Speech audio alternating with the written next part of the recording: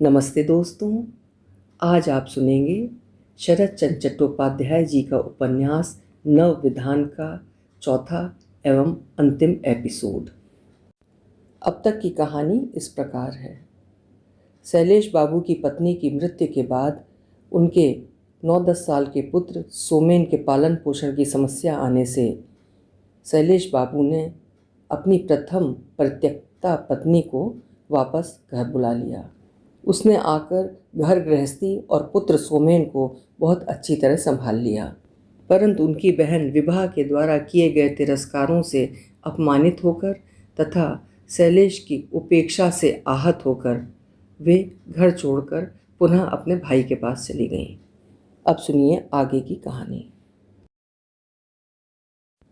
बात को और ज़्यादा न बढ़ाकर शैलेश ने क्रोध एवं उत्तेजना को शांत होने के लिए 5-7 दिनों का समय देकर फिर कभी लौटने पर भवानीपुर के बारे में बातचीत चलाएंगे, ये निश्चय करके क्षेत्रमोहन उमा को साथ ले अपने घर चले गए। किंतु 1 सप्ताह बीतने से पहले ही छपरा कोर्ट का एक मुकदमा ले लेने के कारण उन्हें अचानक कलकत्ता छोड़कर बाहर जाना पड़ा। जाने से पहले कन्या पक्ष तथा वर पक्ष की ओर से विवाह को आशा दे गए कि केस जैसा होपलेस निराशापूर्ण लगता था वैसा नहीं है, बल्कि कहना चाहिए कि मछली चारे की ओर ही झुक रही है। कांटे में फंस जाए तो कोई आश्चर्य नहीं होगा। बहुत दिनों के बाद पत्नी के साथ आज उनकी सद्भावनापूर्ण बातचीत हुई। उमा के मुंह से विभा ने कुछ कुछ बातें सुनी थीं, इसलिए उसने कहा, मैं मन में सोचती थी कि तुम उषा भाभी के परम बंधु हो। तुम फिर से विवाह के लिए यत्न कर सकते हो। कुछ महीने पहले ये बात मैं कतई विश्वास में नहीं ला सकती थी। क्षेत्रमोहन ने कहा, कुछ मास पूर्व क्या मैं ही सोच सकता था, किंतु अब तो केवल सोचता ही नहीं, उसे उचित भी समझता हूँ। उषा भाभी का हितैषी मैं अब भी हूँ और सदा उनकी शुभकामना ही करूँगा, किंतु जो होने वाला नहीं है, जिसके होने से कोई लाभ नहीं है, उसे लेकर सिर फोड़कर मरने से ही क्या लाभ। विभा ने बड़े भारी बुद्धिमान जैसी दबी हुई हंसी के द्वारा स्वामी अर्थात पति को भेद कर कहा, तुम पुरुष हो, इसीलिए शायद भाभी को समझने में इतनी देर लगी, किंतु मैंने तो बस देखते ही उन्हें पहचान लिया था। उन्हें लेकर हम चल ही नहीं सकते थे। क्षेत्रमोहन ने कहा, सो तो आंखों से ही देख लिया विभा। उन्हें हट ही जाना पड़ा और उनके बारे में हम लोगों के बीच समझने में जो अलगाव आ गया था उसमें भी कोई संदेह नहीं। बात कुछ दूसरी तरह से हुई होती तो क्या होता। इस समय इस पर बहस करना व्यर्थ है। तो भी तुम्हारी ये बात मैं मानता हूँ कि मुझसे कुछ भूल हुई है। विभा बोली, जाने दो, यही काफ़ी है। जब तब और हिंदुत्व की प्रशंसा से तुम जिस तरह पागल हो उठे थे उससे तो मैं डर गई थी। हम लोग भी मुसलमान क्रस्तान नहीं हैं, किंतु अपने सिवा और सब छोटे हैं। किसी का हाथ का छुआ खाते ही जाति चली जाएगी, ये दर्प क्यों। केवल भट्टाचार्यों के रास्ते को छोड़कर और सब मार्ग नरक में ले जाने वाले हैं। ऐसी धारणा उनके बाप के घर में चल सकती है, किंतु यहाँ तो नहीं चल सकती। और नहीं चल सकती इसीलिए तो पति के आश्रय या घर में उनका स्थान नहीं बन पाया। बात सच भी नहीं है और झूठ भी नहीं है। इस तरह की सच झूठ मिली बात सुनकर क्षेत्रमोहन चुपचाप पत्नी के मुंह की ओर देखते रह गए, कोई जवाब नहीं दे सके।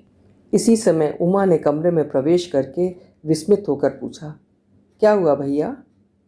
विभा अपनी बात का सूत्र पकड़कर कहती गई, सिर्फ अपनी जाति बचाकर चले जाने से ही क्या भाभी जी सबसे बड़ी हो गई।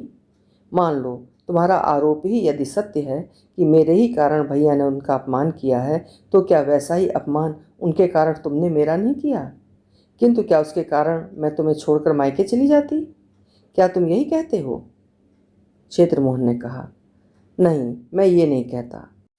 विभा ने कहा, ये मैं जानती हूँ कि नहीं कह सकोगे। फिर उमा की ओर लक्ष्य करके बोली, तुम्हारे भैया एक नई चीज़ को बाहर से ही देखकर मुग्ध हो गए थे। कट्टर हिंदुत्व की शिक्षा हम लोगों ने नहीं पाई है, किंतु माँ बाप के पास से जो कुछ पाया है वो उससे ज़्यादा अच्छा है, ज़्यादा सत्य है। फिर जरा हंसकर कहा, तुम्हारे भैया की बड़ी इच्छा थी कि भाभी जी के पास रहकर तुम बहुत कुछ सीख पाओगी। बैठकर सुनने का तो अभी समय नहीं है बहन, किंतु उसके पास से क्या क्या सीखा और क्या क्या बाकी रह गया, अपने भैया को सुना तो दो। इतना कहकर मुंह दबाकर हंसती हुई बाहर चली गई। क्षेत्रमोहन चुप हो बैठे रहे। छोटी बहन के सामने अपनी स्त्री का इस तरह कोसना उन्हें बहुत ज़्यादा बींध गया, किंतु वो कुछ जवाब न दे सके। हिंदुत्व की अनेक बातों से वे भ्रष्ट हैं, किंतु स्त्रियों की आचार निष्ठा तथा पुरातन जमाने के जीवन यात्रा की कल्पना उन्हें बहुत आकर्षित करती है। इसीलिए आंखों के सामने अचानक उषा को पाकर वो मुग्ध हो गए थे। उसी उषा के आचरण से आज सबके आगे उनका सिर नीचा हो गया है। उस बहू को केंद्र स्थान पर रखकर उन्होंने एक दिन शिक्षा और संस्कार की बात अपने आत्मियों के बीच स्त्रियों के सामने बड़े गर्व से बार बार कही थी। अब उसी स्थान पर उन्हें गहरी चोट लगी है, पर अपने लिए उषा स्वयं ही उत्तरदायी है। उसका अन्याय और किसी को स्पर्श नहीं करता, कर ही नहीं सकता। ये बात भी वो जोर के साथ कहना चाहते थे, किंतु उनका मुंह बंद रह जाता था। इसीलिए स्त्री के चले जाने पर उन्होंने उमा के सामने जवाबदेही के तौर पर संदिग्ध स्वर में कहा, कट्टरता हर चीज़ की बुरी है, ये मैं अस्वीकार नहीं करता उमा। हिंदुत्व के इस दोष को मिटाना चाहिए, किंतु इस बात को न मानना तो अन्याय होगा कि हम लोग तो और भी गए गुजरे हैं। भैया भाभी के वाद विवाद में उमा सदा ही मौन रहती थी। विवाह की अनुपस्थित में इस समय भी वो वैसे ही चुप बैठी रही। उसी रात छपरा जाने से पहले क्षेत्र मोहन ने विवाह को बुलाकर कहा, हमारे लौटने में शायद 4-5 दिन की देर होगी। इस बीच यदि भवानीपुर वालों में से किसी से भेंट हो जाए तो कह देना कि मैं शैलेश को राजी कर लूँगा। विभा ने पूछा, भाभी तो आई नहीं? क्षेत्र मोहन ने कहा, नहीं, जितना ही सोचता हूँ मन में आता है कि शैलेश की अपेक्षा उनका ही अपराध ज़्यादा है। तुम ठीक ही कह रही थी। जो शिक्षा मनुष्य को इतना ज़्यादा संकीर्ण एवं स्वार्थी बना देती है, उस शिक्षा का मूल्य किसी जमाने में जो भी रहा हो, आज तो नहीं है। सच पूछो तो हमारे बीच अब उसे फिर से प्रचलित करने की आवश्यकता नहीं है। यही ठीक है। भाभी जी में आचार विचार की विडंबना मात्र थी, तत्व कुछ नहीं था। यदि होता तो ग्रह के आश्रय का त्याग नहीं करती। अच्छा, चलता हूँ। इतना कहकर वो घर से बाहर हो गए और मोटर पर जा बैठे। मुश्किल का मुकदमा निपटा कर कलकत्ता लौटने में उन्हें 5 दिन के बदले 10-1 दिन की देर हो गई। घर में पैर रखते ही सबसे पहले भेंट हुई उमा से। उसी ने खबर दी कि 2 दिन पहले 6 महीने की छुट्टी लेकर शैलेश बाबू फिर इलाहाबाद चले गए हैं और सोमेन को स्कूल से छुड़ाकर अपने साथ लेते गए हैं। इस तरह अचानक? उमा ने कहा, क्या जाने, सोमेन को लेने आए थे, बोले शरीर ठीक नहीं है। विवाह के कमरे में प्रवेश करते ही उसे लक्ष्य कर क्षेत्र मोहन ने कहा, शरीर ठीक न रहने की तो बात ही है, किंतु उसे ठीक करने की व्यवस्था भी तो नहीं है। कुछ और भी कहने जा रहे थे, किंतु उमा को खड़ी देखकर चुप हो गए। और 5 जूनियर बैरिस्टरों के दिन जिस तरह कट रहे थे, क्षेत्र मोहन के दिन भी उसी तरह कटने लगे। हाथ में पैसों की तंगी होने पर हिंदूपन की तथा पुराने चाल चलन की अत्यधिक प्रशंसा करते थे, किंतु रुपया हाथ में आते ही चुप हो जाते थे।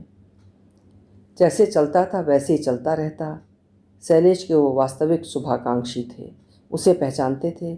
उसके जैसे दुर्बल प्रकृति के आदमी से प्रायः सब तरह का काम कराया जा सकता है। यही सोचकर उन्होंने भवानीपुर को अब भी हाथ से जाने नहीं दिया है। उन लोगों को यही कहकर आशा भरोसा दिलाते रहते थे कि पश्चिम से उसके घूम कर लौटने भर की देर है। भाभी जी के प्रति अब भी वो प्रायः वैसा ही स्नेह रखते हैं, वैसी ही श्रद्धा भी अब तक उनके मन में है, किंतु उनके लौटने की ज़रूरत नहीं मानते। जहाँ भी रहें अच्छी तरह रहें, निरापद रहें, उनके धर्म जीवन की उत्तरोत्तर उन्नति हो। किंतु शैलेश के घर में अब उनकी ज़रूरत नहीं है। अपनी एक भूल प्रायः उनको याद आती है कि उषा स्वामी को प्यार नहीं कर सकी। प्यार करना कभी संभव भी न था।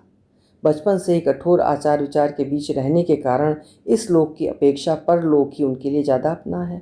इसीलिए पति को छोड़कर जाना भी उनके लिए इतना सहज हो गया। उषा के अपने अंदर जो पति था, उनके इस आचरण से वो जिस प्रकार भीत उसी प्रकार व्यथित हो रहा था।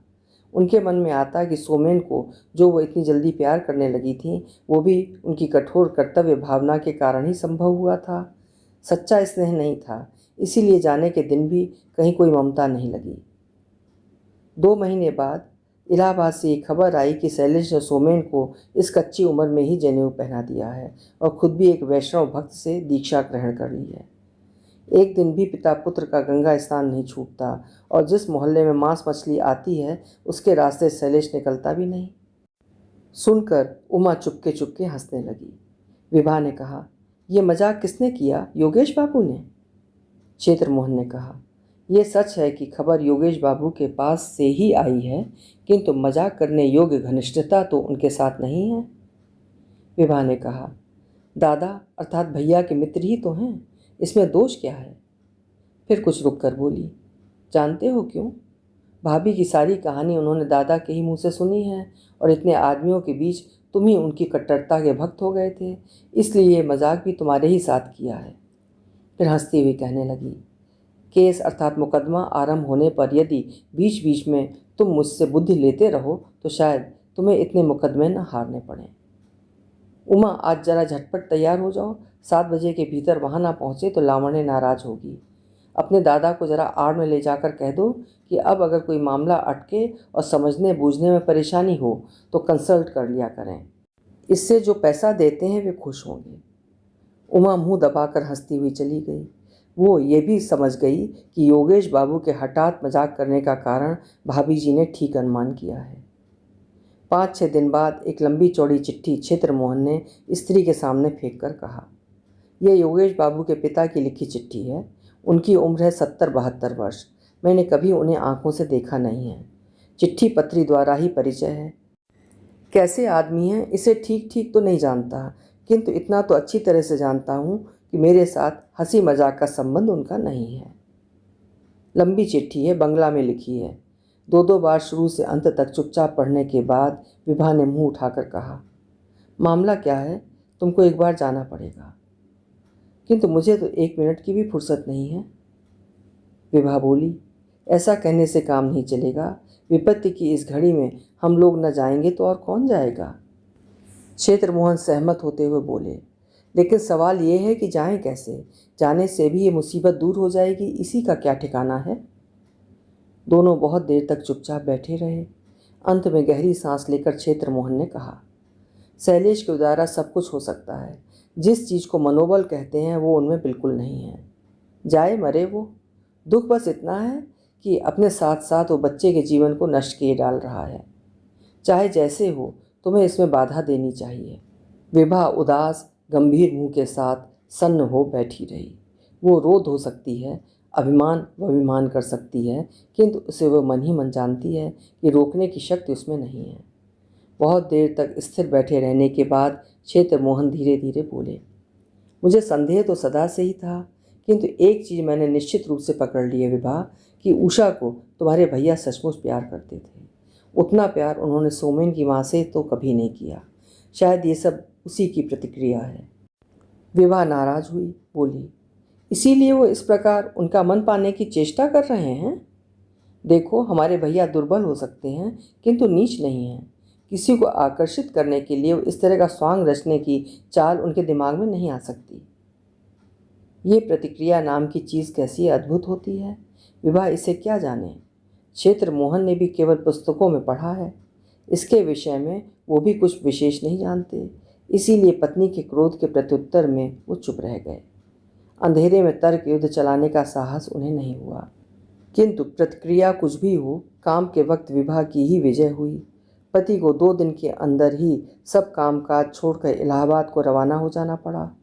वहाँ से लौटकर उन्होंने शुरू से अंत तक जो वर्णन किया वो जितना हास्यास्पद था उतना ही अप्रिय भी था। योगेश बाबू के घर के पास ही डेरा है, किंतु शैलेश से भेंट नहीं हुई।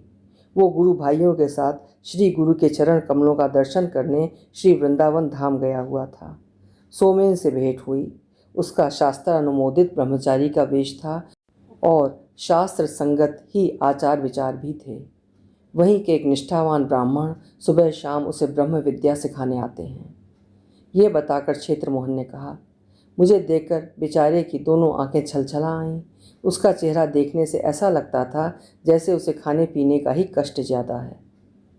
इस बच्चे के प्रति विभा के मन में एक तरह का स्नेह था, यद्यपि बहुत ज़्यादा नहीं था। फिर भी वो विदेश में दुख पा रहा है, ये सुनकर उससे सहा नहीं गया। उसकी अपनी आंखें भी अश्रुपूर्ण हो गईं। उसने कहा, उसे ज़बरदस्ती अपने साथ लेते क्यों नहीं आए? क्षेत्रमोहन बोले, ऐसा नहीं है कि मेरी इच्छा न हुई हो, किंतु विचार करके देखा कि इससे अंत में कोई अच्छा परिणाम न होगा। धर्म की सनक से ही मुझे सबसे ज़्यादा डर लगता है। इससे शैलेश हम पर बहुत ज़्यादा बिगड़ जाता। विभा ने आंखें पोंछकर कहा, यदि मैं जानती कि बात यहाँ तक पहुँच गई है तो मैं स्वयं ही तुम्हारे साथ गई होती। चिट्ठी को लिखना लिखाना एक प्रकार से बंद ही हो गया था, किंतु कलकत्ता के बंधु बांधवों के बीच शैलेश की अद्भुत कीर्ति का प्रचार इससे रुक नहीं सका, बल्कि शायद विवरण को जगह जगह और गहरा रंग देकर प्रचारित किया गया। भवानीपुर वालों से भी ये सब बात छिपी नहीं रही। विभा हमारे शर्म के मुंह न दिखा पाती थी, सिर्फ पति के सामने दम्भपूर्वक कहती थी, दादा को पहले वापस तो आने दो, देखूंगी कि मेरे सामने वो ये सब कैसे करते हैं। क्षेत्र मोहन चुप्पी साध लेते। विभा कुछ विशेष कर पाएगी इसका विश्वास उन्हें नहीं था, किंतु समाज के संयुक्त मॉरल प्रेशर अर्थात नैतिक दबाव के प्रति उनकी आस्था अवश्य थी। वो इस बात पर भरोसा किए हुए थे कि दुर्बल चित्त शैलेश शायद अधिक दिनों तक उसे रोक न सकेगा। इधर शैलेश ने 4 महीने की छुट्टी और बढ़वा ली थी। उसके समाप्त होने में भी अब 2 ही महीने रह गए हैं।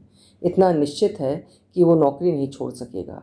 वो प्रयाग में रहकर चाहे जितना गंगा स्नान करे और चाहे जितना छापा तिलक लगाए, श्री गुरु और गुरु भाइयों का दल उसे ऐसी बुरी सलाह प्राण जाने पर भी नहीं देगा।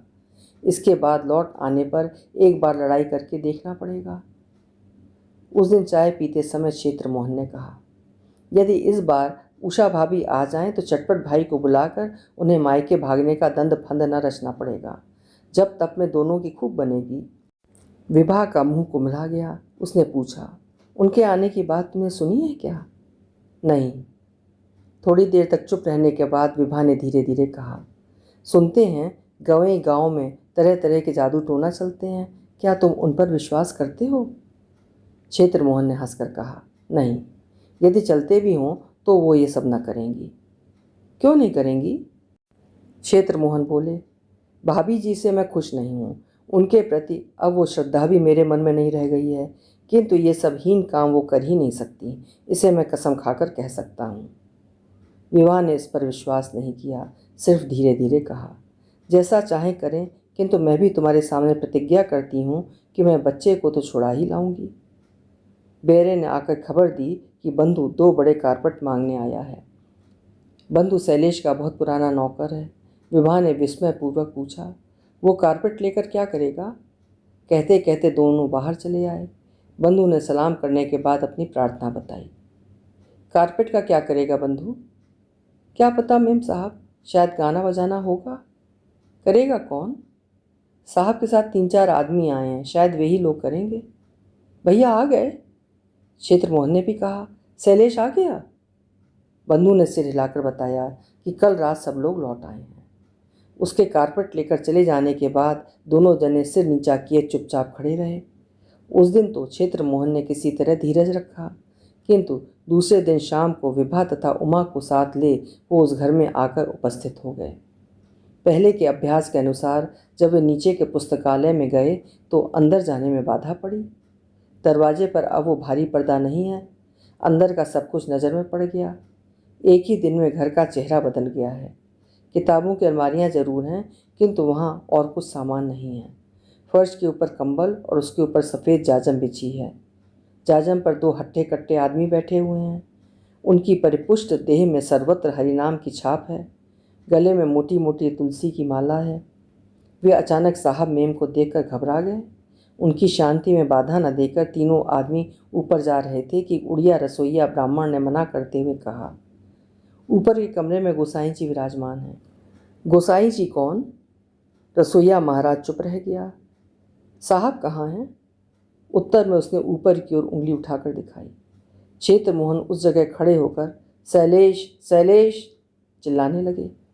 दौड़कर आया सोमेन। अचानक उसकी वेशभूषा और चेहरा देखकर विभा रो पड़ी। धोती सफ़ेद, माथे पर बड़ा सा टीका, गले में तुलसी की माला। उसने दूर से ही प्रणाम किया, पास नहीं आया। उमा उसे पकड़ने जा रही थी कि क्षेत्र मोहन ने इशारे से मना करके कहा, रुको, इस कुबेला में छूने की जरूरत नहीं तो शायद उस बेचारे को नहाना पड़ेगा। पिताजी कहाँ हैं सोमेन? सोमेन ने कहा, प्रभु चरणों में बैठे श्री भागवत पढ़ रहे हैं। क्षेत्र मोहन ने कहा, हम लोग खड़े हैं, एक बार श्री पिताजी को खबर तो कर दो। उनको खबर कर दी गई है, आ रहे हैं। कुछ देर बाद पाँव में खड़ाऊँ पहने हुए शैलेश नीचे आया।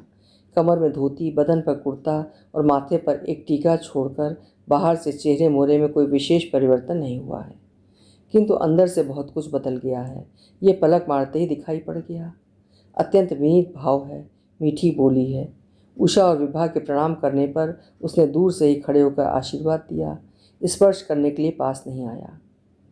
क्षेत्र मोहन ने कहा, घर में जरा भी बैठने की भी जगह नहीं रखी क्या?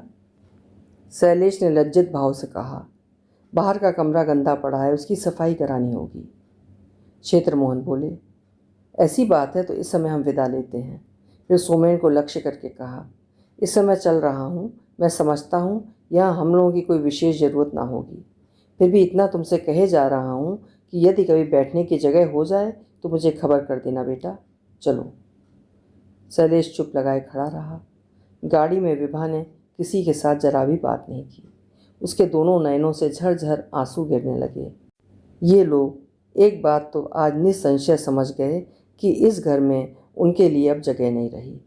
विभा ने स्वामी के सामने प्रतिज्ञा की थी कि भैया चाहे जो करें, किंतु वो सोमेन को जबरदस्ती वहाँ से निकाल लाएगी। स्नेह की वो दंभपूर्ण उक्ति पति पत्नी दोनों को बार बार याद आई, किंतु दारुण लज्जावश इसका आभास तक कोई दे नहीं पाया। 1 महीने से अधिक समय बीत गया। इतने समय के बीच कहानी ने आत्मीय एवं परिचित लोगों के बीच ऐसे भावरों आवर्तों की सृष्टि कर दी, मानो लोग अब सत्य के बीच भी ठहरने को तैयार नहीं हैं। मुंह मुंह से अतिरंजित और पल्लवित होकर घटना ने ऐसा कुत्सित रूप धारण कर लिया कि कहीं भी आना जाना विभा के लिए असंभव हो उठा, और अब किसी और कोई रास्ता भी किसी को दिखाई नहीं पड़ता। क्षेत्र मोहन जानते थे कि संसार में अनेक उत्तेजनाएं समय बीतने पर धीमी पड़ जाती हैं। धैर्य धारण करके स्थिर होकर बैठ रहना ही इसका उपाय है। पर लोग के लोभ का ये व्यवसाय एक बार शुरू हो जाने पर सहज ही रुकने वाला नहीं है। यह सुनिश्चित आशा ही अनिश्चित के पथ पर मनुष्य को पागल करके निरंतर ठेल ठेल कर चलाती रहती है। इसके ऊपर भी एक प्रचंड विभीषिका है, उषा। मित्र और शत्रु दोनों रूप में वही सर्वनाश की बुनियाद डाल गई है। किसी तरह खबर पाकर यदि वो आ पहुँचे तो फिर कुछ भी बाकी न रहेगा। उसके उल्लेख से केवल विवाह ही नहीं, उमा, यहाँ तक कि क्षेत्र मोहन तक के देह में आग सी लग जाती है। सचमुच यदि उषा को न बुलाया गया होता तो ये विपत्ति आने की कोई संभावना न होती। रविवार को सुबह ही पति पत्नी दोनों बैठे इसी तरह की बातचीत कर रहे थे। अपमानित होकर लौट आने के दिन से इन लोगों ने कभी उधर मुँह नहीं किया, किंतु उस घर की खबर मिलने में कोई कठिनाई न थी। गुरु भाइयों का दल अभी तक वहाँ से हटने का नाम नहीं लेता, और श्री गुरु तथा गोसाई जी ऊपर के कमरे में उसी प्रकार विराजमान हैं। सुबह शाम नाम कीर्तन अबाध गति से चलता है। भोगादि की व्यवस्था भी दिन दिन बढ़ती जा रही है। ये समाचार बंधु के द्वारा नियमित रूप से विभाग के पास पहुँचते रहते हैं। सिर्फ एक ही अतिरिक्त बात फिलहाल सुनने में आई है कि शैलेश ने श्री धाम नवद्वीप में एक जगह लेकर गुरुदेव का आश्रम बनाने का संकल्प लिया है, और इसीलिए बहुत सा धन चंदे में जमा करने के लिए घूम रहा है। विभा ने मलिन मुख से कहा, यदि ये सत्य भी है तो क्या एक बार भैया को बचाने की चेष्टा भी आप ना करेंगे? क्या बच्चा आंखों के सामने ही बह जाएगा? क्षेत्र मोहन ने लंबी सांस लेकर कहा, क्या कर सकते हैं, बोलो। विभा चुप बैठी रही। कैसे क्या हो सकता है वो इसे क्या जाने। क्षेत्र मोहन अचानक बोल उठे, उस दिन के बाद तो हम लोग कभी गए नहीं, आज चलो ना एक बार हो आए। विभा के कलेजे में आज सचमुच रोना उठ रहा था, इसीलिए शायद उसमें मान अभिमान को कोई जगह नहीं मिली। वो सहज ही तैयार होकर बोली, चलो। उन लोगों ने आज उमा को अपने साथ नहीं लिया। उस लड़की के सामने अपनी लज्जा की मात्रा बढ़ाने की इच्छा उन्हें नहीं हुई। जब उनकी मोटर शैलेश के घर के सामने जाकर रुकी तब 10 बज चुके थे। आज बाहर का कमरा खुला हुआ था।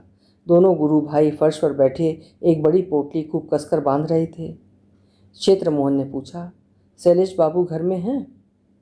उन लोगों ने मुंह उठाकर देखा। कुछ देर तक चुप रहकर न जाने क्या सोचते रहे, फिर बोले, नहीं, वो परसों नवद्वीप धाम चले गए हैं। कब लौटेंगे? कल या परसों सुबह। उनका लड़का घर में है? उन दोनों ने ही सिर हिलाकर बताया कि है और तुरंत अपने काम में लग गए। इसके बाद घर के भीतर प्रवेश करने पर दोनों ने एक साथ देखा कि पुस्तकालय के दरवाजे पर फिर वही पुराना पर्दा फिर से लटक रहा है। जरा झांक कर देखते नजर पड़ा कि सब असबाब फिर अपनी अपनी जगह पर लौट आया है। विभा ने कहा, इन दोनों आदमियों को हटाकर भैया ने फिर कमरे की श्री लौटा ली है। कभी उन्हें इतनी भी सुबुद्धि आएगी इसकी मुझे तो कोई आशा न थी। किंतु उसकी बात समाप्त नहीं हो पाई थी कि पीछे से सहसा कोई शब्द सुनकर जो घूम कर देखा तो दोनों विस्मय से वाक शून्य हो गए। सोमेन कहीं बाहर गया हुआ था और रबड़ की गेंद उछालता हुआ आ रहा था। कहाँ गई वो कंठी की माला, कहाँ गई वो चोटी और कहाँ गया उसका वो ब्रह्मचारी का वेश, नंगा बदन, लाल किनारे की जरीदार धोती। सिर के बाल बंगाली लड़कों के ढंग पर अच्छी तरह कटे हुए, पाँव में पॉलिश किया हुआ पंप शू। वो दौड़ा दौड़ा आकर विभा से लिपट गया और बोला, बुआ माँ आ गई हैं, रसोई घर में खाना बना रही हैं, चलो। इतना कहकर वो उन्हें खींचने लगा। विभा स्तब्ध रह गई। क्षेत्र मोहन बोले, माँ आई है ना सोमेन? तभी तो कहता हूँ, कल दोपहर के समय आई हैं, चलिए फूफा जी रसोई घर में। चलो। तीनों ज्यों ही रसोई घर के सामने पहुँचे कि उषा आहट मिलते ही हाथ धोकर बाहर आकर खड़ी हुई। विभा ने पाँव के जूते निकालकर प्रणाम किया, बोली, देखा भाभी क्या कांड हो गया? उषा ने हाथ से उसका चिबुक छूकर चूम लिया, फिर हंसकर कहा, देख तो लिया सब बहन, बच्चे की शक्ल देखकर रोना आ गया। मैंने चटपट माला तोड़कर फेंकवाई और नाई को बुलवाकर इसके बाल कटवा दिए, नया कपड़ा, नया कुर्ता, जूता आदि खरीद कर पहनाया। तब कहीं उसकी ओर देखा गया मुझसे। अच्छा, आप लोगों ने ही क्या किया, बताइए तो जरा। इतना कहकर उसने तिरछी नज़रों से क्षेत्र मोहन की ओर देखा। क्षेत्र मोहन ने कहा, भाभी जी ये सब बतलाने का समय नहीं है, धीरे धीरे सब कुछ बता सकूंगा, इस समय तो ऊपर चलिए और पहले कुछ खाने पीने को देखिए। अच्छी बात हुई, गुरु भाइयों को देखा, बाहर पोटली को कसकर बांध रहे हैं, किंतु प्रभुपाद युगल मूर्ति का क्या किया, वे ऊपर तो नहीं हैं? उषा ने हंसी बिखेरते हुए कहा, नहीं अब कोई डर नहीं है, वे नवद्वीप धाम को गए हुए हैं। बोलो अब फिर लौट कर तो नहीं आएंगे? उषा ने उसी तरह मीठी हंसी हंसकर इतना ही कहा, नहीं। क्षेत्र मोहन ने कहा, भाभी जी हमें तो इस स्वप्न में भी दिखाई नहीं दे सकता था कि आपको इस तरह की सुबुद्धि आएगी। ब्रह्मचारी ब्राह्मण पुत्र की तुलसी माला अपने हाथों से तोड़ दी, चोटी खुद काट दी, कहिए ये सब क्या है? उषा ने मुस्कान के साथ क्षेत्र मोहन की बात को ही लौटाकर कहा, ठीक तो है, कहने की ऐसी हड़बड़ी क्या है जमाई बाबू, धीरे धीरे सुस्त होने पर सब बता दूंगी। अभी तो ऊपर चलिए, पहले आपको कुछ खाने को तो दे दूं। अभी आप सुन रहे थे शरद चंद्र चट्टोपाध्याय जी का लिखा हुआ उनका प्रसिद्ध उपन्यास नवविधान। धारावाहिक रूप से आपने 4 एपिसोड्स में पूरा उपन्यास सुना। आशा है आपको पसंद आया होगा। पसंद आया हो तो साहित्य प्रेमियों के साथ शेयर करिएगा। हिंदी का अनमोल साहित्य सुनते रहने के लिए चैनल को सब्सक्राइब करना ना भूलिएगा। धन्यवाद।